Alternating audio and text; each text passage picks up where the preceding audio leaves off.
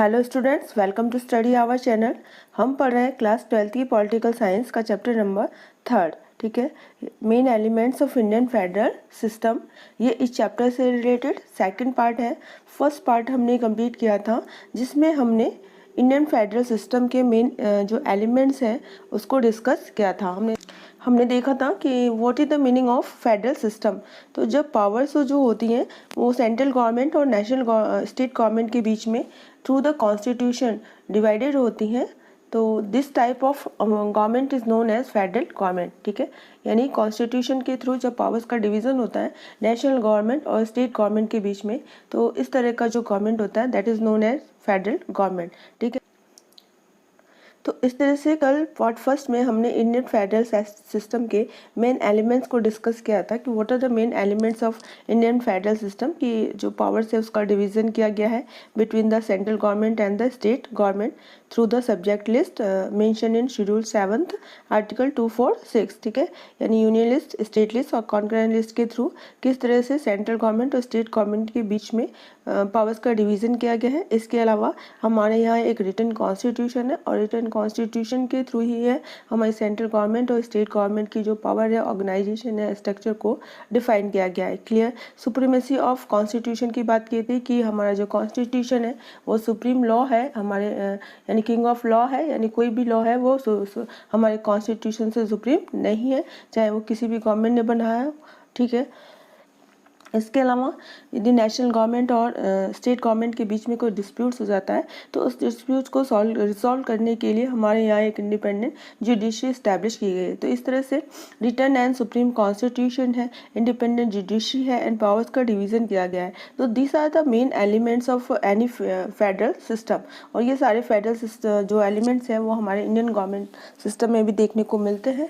That's why Indian जो government system है that is also known as a federal system, ठीक है। Federal system कहते हैं। आज का जो हमारा टॉपिक है that is the unitary feature of Indian federal system. यानी फेडरल सिस्टम होते हुए भी, यानी टू टाइप्स ऑफ गवर्नमेंट होते हुए भी कई बार हमारा जो गवर्नमेंट सिस्टम है वो इस तरह से देखा जाता है कि वो यूनिटरी में कन्वर्ट हो जाता है। यूनिटरी का मतलब क्या है कि सारी की सारी जो पावर्स होती हैं वो सेंट्रलाइज हो जाती हैं, यानी सेंटर के पास मोर पावर एग्जिस्ट करती हैं, ठीक है। तो कुछ कंडीशन है जिन कंडीशन में ऐसा फील होता है कि हमारा जो गवर्नमेंट सिस्टम है वो फेडरल सिस्टम ना होके कैसा है, यूनिटरी सिस्टम है, ठीक है। यानी more powers are given to the central government. तो कौन कौन से यूनिटरी फीचर्स हैं जो हमारे इंडियन फेडरल सिस्टम को यूनिटरी गवर्नमेंट के फॉर्म में रिप्रेजेंट करते हैं, ठीक है। तो उनको हम आज डिस्कस करेंगे। तो सबसे पहले हम देखेंगे हमारे कुछ इंपॉर्टेंट टॉपिक है single constitution, residuary powers, constitutional amendments, divisions of powers, emergency powers, ठीक है। इसके अलावा no equal representation of state in Rajya Sabha, single citizenship, common provisions, there are some common provisions regarding the central government जो ये prove करते हैं कि हमारा जो फेडरल सिस्टम है वो कैसा है, यूनिटरी है, ठीक है। इसके अलावा integrated judiciary, state have no rights to separate from the union, यानी स्टेट को यूनियन से सेपरेट होने का राइट नहीं है, जैसा कि आर्टिकल 1 में डिफाइंड है कि India, Bharat is the union of state, जैसे कि आर्टिकल 1 में डिफाइंड है।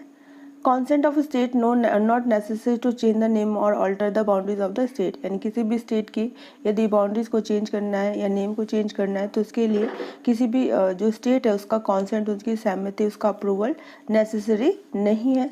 No divisions of public services, जितनी भी ऑल इंडिया पब्लिक सर्विसेज है उसका स्टेट के साथ डिवीज़न नहीं किया गया है। सारी की सारी जो ऑल इंडिया सर्विसेज हैं उस पर अपॉइंटमेंट करने का जो राइट है वो किसके पास है, सेंट्रल गवर्नमेंट के पास है, ठीक है। तो ये कुछ फीचर्स हैं जो ये प्रूव करते हैं कि हमारा जो फेडरल सिस्टम है वो फेडरल ना होकर कैसा है, यूनिटरी है। तो ईच एंड एवरी टॉपिक को अब हम डिस्क्राइब करते हैं। तो सबसे पहले हम बात करते हैं सिंगल कॉन्स्टिट्यूशन।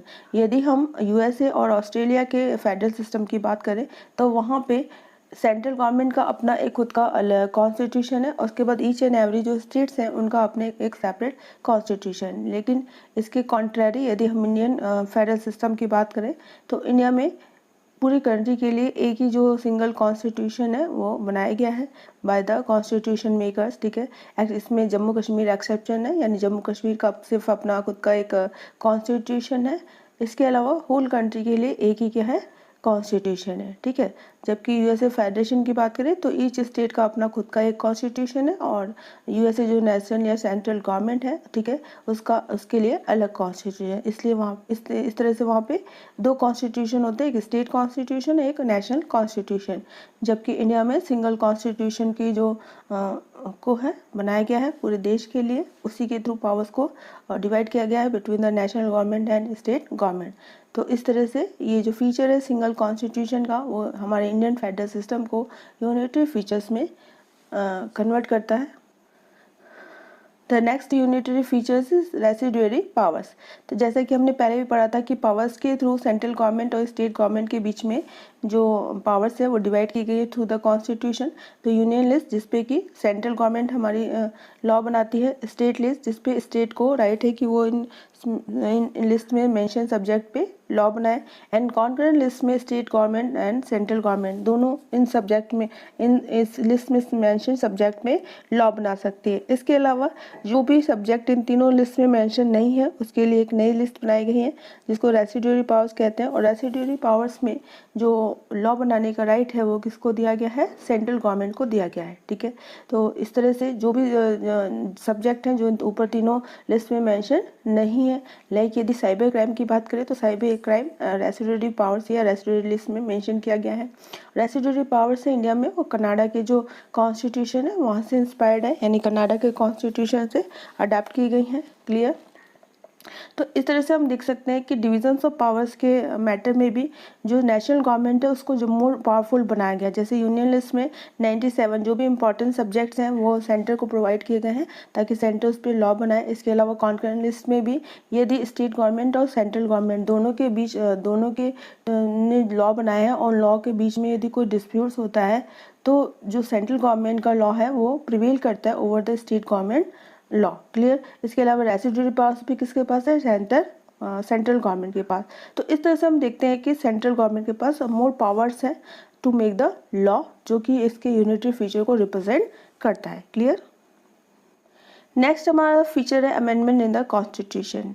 यदि हम इंडियन कॉन्स्टिट्यूशन की बात करें तो इंडियन कॉन्स्टिट्यूशन में अमेंडमेंट करने का जो मोर राइट्स है वो किसको दिया गया है, सेंट्रल गवर्नमेंट्स को दिया गया है, ठीक है। कोई भी यदि अमेंडमेंट करना है कॉन्स्टिट्यूशन में तो वो सिर्फ पार्लियामेंट ही उसे अमेंड कर सकती है, इससे रिगार्डिंग स्टेट को कोई भी पावर है वो प्रोवाइड नहीं की गई है, ठीक है। बहुत सारे प्रोविजन ऐसे हैं जिसमें कि सिंपल मेजोरिटी से ही हमारी जो पार्लियामेंट है वो कॉन्स्टिट्यूशन में अमेंडमेंट कर देती है, ठीक है। ओनली फ्यू पार्ट्स हमारे कॉन्स्टिट्यूशन का ऐसा है कि जिसपे अमेंडमेंट करने के लिए 50% ऑफ स्टेट लेजिस्लेचर का कॉन्सेंट या सपोर्ट या उनका अप्रूवल नेसेसरी होता है, ज़रूरी होता है। इसके अलावा मोस्ट ऑफ द जो कॉन्स्टिट्यूशन के प्रोविजंस है वो थ्रू द पार्लियामेंट 2/3 मेजॉरिटी के थ्रू पास कर दिए जाते हैं, अप्रूव कर दिए जाते हैं।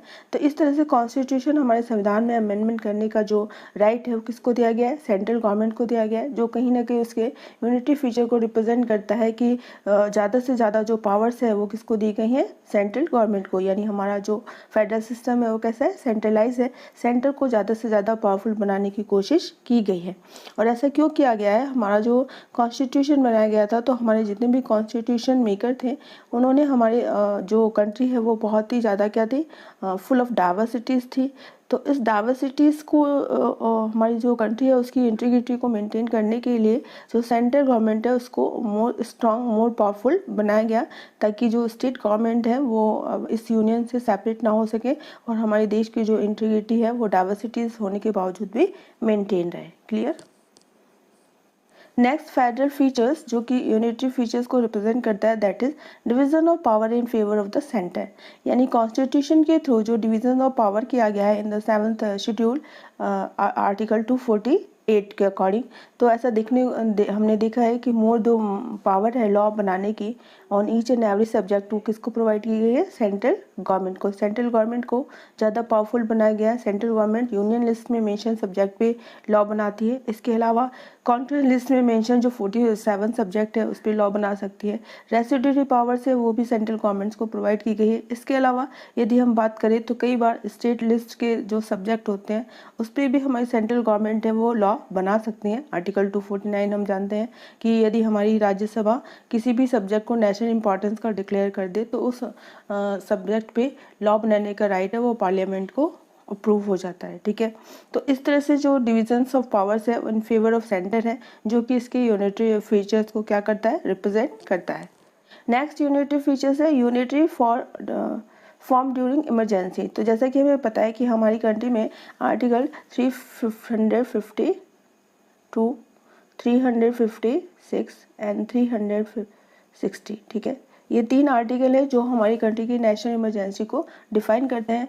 352 नेशनल इमरजेंसी, 356 प्रेसिडेंशियल रूल राष्ट्रपति शासन या स्टेट इमरजेंसी, एंड 360 यानी फाइनेंशियल इमरजेंसी। यानी जब भी ऐसी कंडीशन होती है कि हमारी कंट्री में इमरजेंसी इम्प्लीमेंट हो तो उस समय हमारी जो सेंट्रल गवर्नमेंट होती है, नेशनल गवर्नमेंट होती है, ये यूनियन गवर्नमेंट होती है, तो सारी की सारी जो पावर्स है स्टेट गवर्नमेंट्स की वो भी किसके पास आ जाती है, नेशनल गवर्नमेंट के पास। ठीक है, तो बिना किसी अमेंडमेंट के ही सारी की सारी पावर्स है वो हम स्टेट गवर्नमेंट की किसके पास आ जाती है, नेशनल गवर्नमेंट के पास।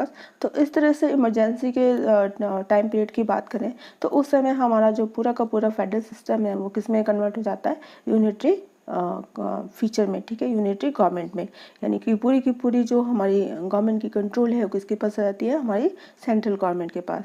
तो ये फीचर्स है कि इमरजेंसी की ड्यूरिंग में हमारे जो फेडरल सिस्टम है वो किस में कन्वर्ट हो जाता है, यूनिटरी गवर्नमेंट में। ठीक है, next feature is unequal representation of the states in the Rajya Sabha.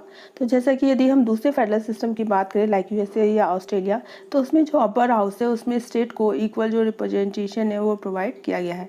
लेकिन हम इसके इंडिया की बात करें तो इंडिया में राज्यसभा में इक्वल जो रिप्रेजेंटेशन है वो प्रोवाइड नहीं किया गया है। जो राज्यसभा का रिप्रेजेंटेशन है इन Rajya Sabha according to the population of that state है, जो कि कहीं ना कहीं जो फेडरल सिस्टम का जो प्रिंसिपल है उसके अगेंस्ट में है। तो इस तरह से हम देखते हैं कि representation of the states in the Rajya Sabha unequal होने के कारण ये यूनिटरी फीचर्स को रिप्रेजेंट करता है कि सेंट्रल गवर्नमेंट के have the more power over the state government. Next unitary feature है सिंगल सिटीजनशिप। यदि फेडरल गवर्नमेंट की बात करें तो वहाँ पे ईच एंड एवरी सिटीजन्स को ड्यूअल जो सिटीजनशिप है वो प्रोवाइड होती है, एक नेशनल गवर्नमेंट की और दूसरी स्टेट गवर्नमेंट की। लेकिन यदि इंडिया की बात करें तो इंडिया में फेडरल सिस्टम के अगेंस्ट में सिंगल सिटीजनशिप को अडॉप्ट किया गया है, यानी कोई भी पर्सन कहीं का भी वो सिटीजन हो, चाहे स्टेट का चाहे किसी भी स्टेट का, सिर्फ उसको सिटीजनशिप है वो नेशनल गवर्नमेंट की ही प्रोवाइड की जाती है, यानी we all are the Indians. Clear, चाहे हम किसी भी स्टेट में रहते हो। तो इस तरह से सिंगल सिटीजनशिप का जो फीचर्स है वो फेडरल सिस्टम के अगेंस्ट में कॉन्ट्रैरी है। यदि हम यूएसए और स्विट्जरलैंड के यदि फेडरल सिस्टम की बात करें तो वहाँ पे ईच एंड एवरी पर्सन को ड्यूअल सिटीजनशिप प्रोवाइड की गई है, एक पर्टिकुलर स्टेट की और दूसरी नेशन की। तो इस तरह से फेडरल सिस्टम के अगेंस्ट में हमने सिंगल सिटीजनशिप फीचर्स को अडॉप्ट किया है, जो कहीं ना कहीं यूनिटरी फीचर्स को रिप्रेजेंट करता है। तो हम देखते हैं कि उसमें हमारा जो इंडियन कॉन्स्टिट्यूशन है उसमें बहुत सारे फीचर्स ऐसे हैं जो यूनिफॉर्म है। यदि हम बात करें सिविल क्रिमिनल्स की, यानी क्रिमिनल लॉ हमारी कंट्री के लिए सेम है, यानी स्टेट में, और ऐसा नहीं है कि स्टेट गवर्नमेंट है के लिए क्रिमिनल लॉ अलग है या फिर नेशनल गवर्नमेंट के लिए अलग है। यूनिफॉर्म सिविल क्रिमिनल लॉ है पूरे देश के लिए। इसके अलावा पूरे देश के लिए एक ही इलेक्शन कमीशन है, यानी कहीं पे भी इलेक्शन कराने की जो रिस्पॉन्सिबिलिटी है, जो ड्यूटी है, वो इलेक्शन कमीशन की है। ठीक है, इसके अलावा यदि ऑल इंडिया एडमिनिस्ट्रेटिव सर्विसेज की बात करें तो ये सेंटर और स्टेट दोनों के एडमिनिस्ट्रेशन को क्या करती है, मैनेज करती है, जबकि इनका जो अपॉइंटमेंट है वो किसके थ्रू किया जाता है, सेंट्रल गवर्नमेंट के थ्रू। यानी ऑल इंडिया सर्विसेज यानी आईएएस जो ऑफिसर्स होते हैं वो सेंटर और स्टेट दोनों के एडमिनिस्ट्रेशन को मैनेज करते हैं, लेकिन इनका जो अपॉइंटमेंट है इनके ऑफिसर्स का वो सेंट्रल गवर्नमेंट के थ्रू किया जाता है। तो these are the some matters, ठीक है, जो कि पूरी कंट्री के लिए क्या है, यूनिफॉर्म है, यानी एक ही है। ठीक है, जो कि इसके यूनिटरी फीचर्स को रिप्रेजेंट करते हैं। यूनिटरली ऑर्गेनाइज जुडिशियल सिस्टम या फिर इंटीग्रेटेड जुडिशियल सिस्टम। तो इंडिया में इंटीग्रेटेड या फिर सेंट्रल जुडिशियल सिस्टम है लाइक द सुप्रीम कोर्ट, यानी सुप्रीम कोर्ट सबसे बड़ा कोर्ट है, और बाकी जो अदर कोर्ट्स हैं हाई कोर्ट और या सबऑर्डिनेट कोर्ट्स की बात करें तो ये दोनों कोर्ट्स हैं वो सुप्रीम कोर्ट के अंडर में क्या करती हैं, फंक्शन करती हैं। इससे इंटीग्रेटेड है, यानी हाई कोर्ट और सबऑर्डिनेट कोर्ट्स के जो डिसीजन है उसके अगेंस्ट में सुप्रीम कोर्ट में अपील की जा सकती है। ठीक है, तो इस तरह से हमारे जो जुडिशियल सिस्टम है वो कैसा है, वो इंटीग्रेटेड है एंड यूनिटरली है, ऑर्गेनाइज्ड है। ठीक है, like unlike the other federal system. तो this feature also represent that Indian federal system is has a unitary features, यानी बहुत सारे इसके फीचर्स ऐसे हैं जो इसको इस फेडरल सिस्टम को यूनिटरी जो गवर्नमेंट है या यूनिटरी जो सिस्टम है उसमें रिप्रेजेंट करते हैं। The state does not have right to separate from the union, जैसा कि इंडियन कॉन्स्टिट्यूशन के आर्टिकल 1 में लिखा हुआ है, the India Bharat is the union of state, यानी भारत क्या है, राज्यों का संघ है। तो किसी भी स्टेट को इस यूनियन से अलग होने का, सेपरेट होने का, सीसीड होने का राइट नहीं है, ठीक है।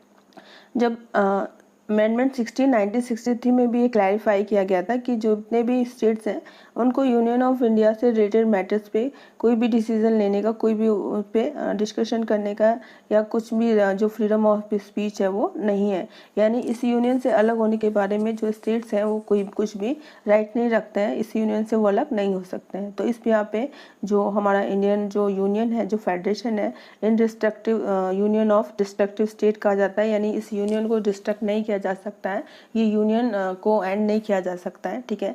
लेकिन इसके स्टेट्स हैं उनकी बाउंड्रीज को, उनके नेम को और या एक से ज़्यादा स्टेट्स को कंबाइन करके या सेपरेट करके न्यू स्टेट फॉर्म किया जा सकता है, ठीक है। तो इस तरह से किसी भी स्टेट को ये राइट नहीं है कि वो इस यूनियन से क्या हो, सेपरेट हो।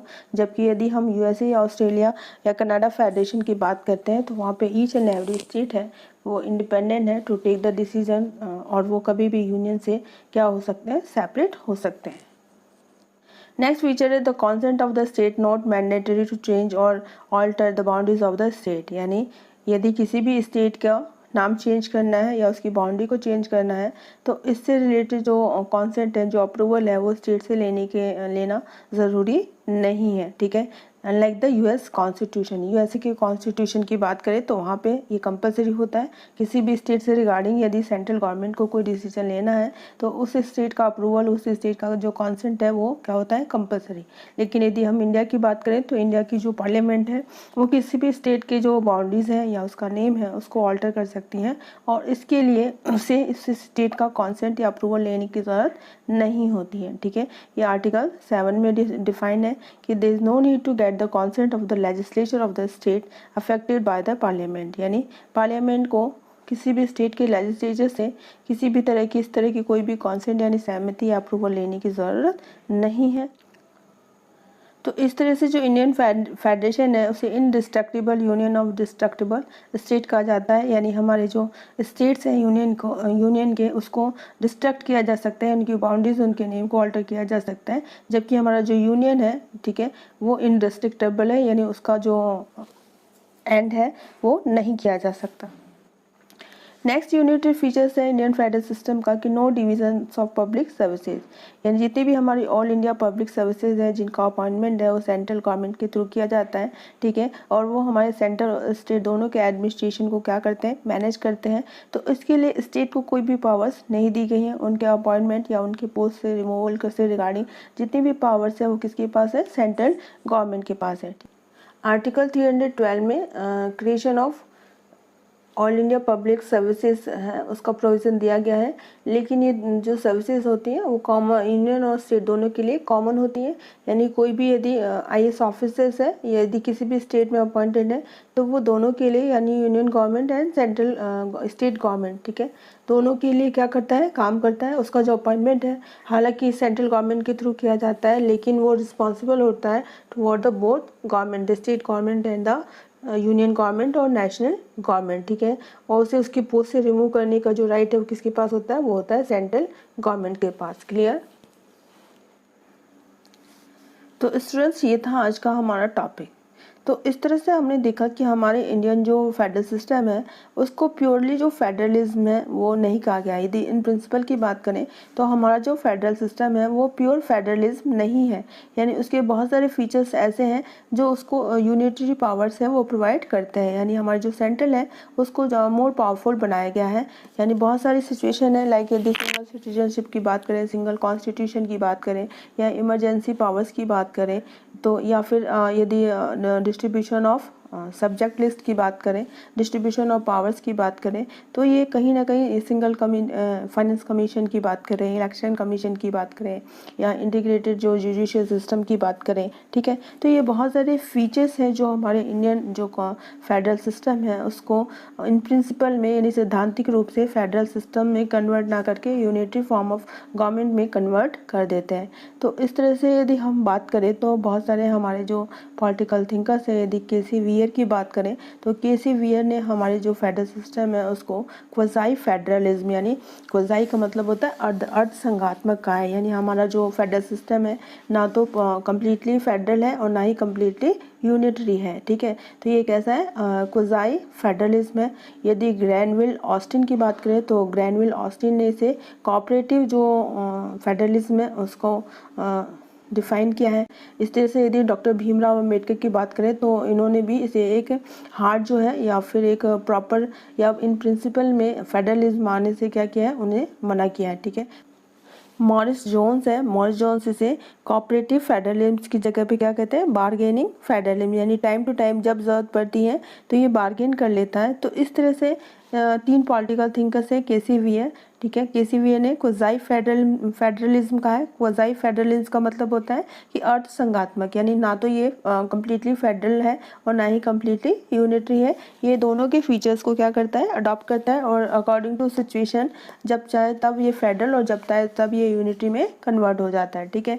इसी तरह से यदि हम बात करें ग्रैनविल ऑस्टिन की तो ग्रैनविल ऑस्टिन ने इसे कोलैबोरेटिव या कोऑपरेटिव फेडरलिज्म से डिफाइन किया है, यानी वो ये कहते हैं कि ये दोनों के नेशनल गवर्नमेंट और स्टेट गवर्नमेंट दोनों के कॉपरेशन से क्या करता है, कॉपरेशन को रिप्रेजेंट करता है, ठीक है। इसी तरह से डॉक्टर भीमराव अंबेडकर की बात करें तो डॉक्टर भीमराव अंबेडकर भी हैं, वो इसको एक स्ट्रिक्ट फेडरल स्ट्रक्चर कंसीडर नहीं करते हैं, ठीक है। उन्होंने ये कहा है कि जो सेंटर है उसको बहुत ज़्यादा स्ट्रांग है या फिर बहुत ज़्यादा पावरफुल बनाया गया है, और इसी के साथ हमारा जो यूनियन है वो कैसा है, इनडिस्ट्रक्टिबल है, यानी हमारे यूनियन को डिस्ट्रक्ट नहीं किया जा सकता है। मॉरिस जोन्स की बात करें, विलियम मॉरिस जोन्स, ठीक है। तो मॉरिस जोन्स ने हमारा जो फेडरल सिस्टम है उसे कोऑपरेटिव फेडरलिज्म की जगह पे बार्गेनिंग फेडरलिज्म कहा है, ठीक है। तो इस तरह से हम देखते हैं कि हमारा जो फेडरल सिस्टम है ये ब्लेंड है of both unitary as well as federal features, यानी यूनिटरी के साथ साथ फेडरल फीचर के साथ साथ जो यूनिटरी फीचर्स हैं वो भी हमारे फेडरल सिस्टम में देखने को मिलते हैं, क्लियर। जबकि यदि हम यदि फेडरल सिस्टम की बात करें तो इन प्रिंसिपल में बहुत सारे प्रिंसिपल है जिसको कि हमारा फेडरल सिस्टम है वो फॉलो नहीं करता है, ठीक है। इसके अलावा भी बहुत सारे ऐसे प्रोविजंस है जिसके थ्रू हमारे सेंट्रल को जो है वो पावरफुल बनाने की कोशिश की गई है, और इसके साथ साथ जो स्टेट गवर्नमेंट है उसकी इम्पोर्टेंस और उसका जो कंट्रीब्यूशन है उसको भी ध्यान में रखा गया है। यदि हम नेशनल डेवलपमेंट जो काउंसिल है उसकी बात करें, या इंटर स्टेट काउंसिल की बात करें, या रीजनल जो काउंसिल है, या पॉलिसी जो नीति आयोग है, इनकी बात करें तो इन सारे जो हमारे इंस्टीट्यूशन है, इन सारे इंस्टीट्यूशन के थ्रू जो स्टेट गवर्नमेंट है उसका जो कॉपरेशन है, उसका जो पार्टिसिपेशन है इंडियन फेडरल सिस्टम में उसको अप्रूव किया गया है, ठीक है। तो इस तरह से जो न्यू टेंडेंसी है वो हमारी फेडरलिज्म की वो है कि हमारा जो इंडियन फेडरल सिस्टम है वो कम्प्लीटली फेडरल ना होकर कैसा है, क्वाज़ाई फेडरलिज्म है according to K C Wheare, clear. तो स्टूडेंट्स ये था हमारा chapter 3 regarding the main elements of federal system. I hope आपको ये टॉपिक समझ में आया होगा। फिर भी यदि इस टॉपिक से रिगार्डिंग आपकी कोई प्रॉब्लम्स हो, क्वेरीज हो, या फिर आपके कोई डाउट्स हो तो कमेंट बॉक्स में कमेंट करके आप मुझसे पूछ सकते हैं। I will try to sort out your problem. तो मिलते हैं हमारी नेक्स्ट ऑनलाइन क्लास में एक नए टॉपिक के साथ। Thank you very much.